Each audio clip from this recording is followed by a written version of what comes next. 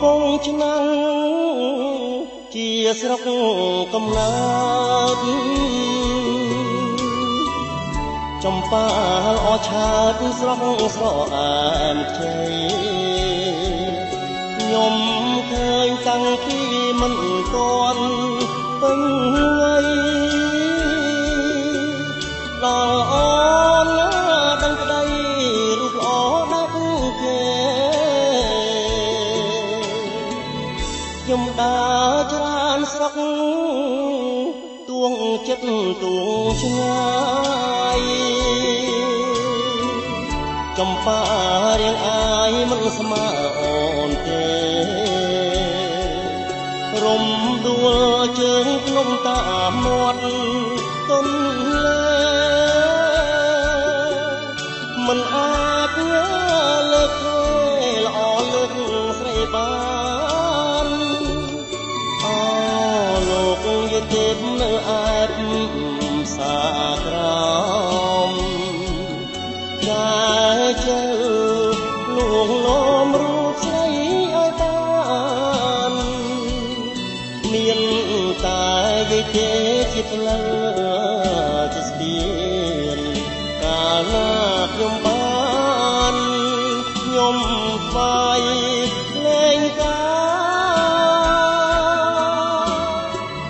ចំប៉ាផ្សាលើ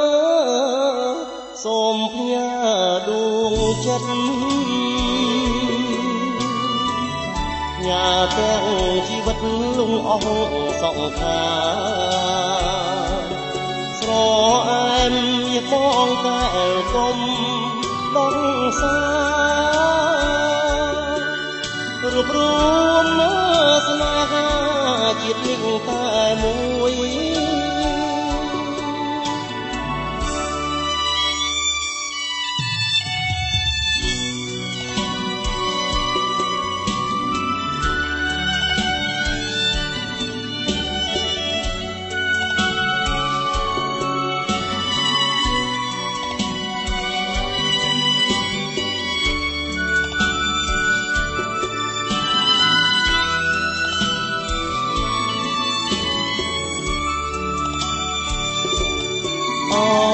លោកយេទេពនៅអែបសាក្រមចាជើលួងលោមរូបស្រីឲ្យបានមានតែយេទេជាផ្លូវជាស្ពានកាលណាខ្ញុំបានខ្ញុំស្វាយលេងកាចំប៉ាផ្សាលើសូមផ្ញើដួងចិត្តញ៉ាទាំងជីវិតលូអស់សង្ខារស្រអែមនេះបងកៅគុំដងសារួបរួម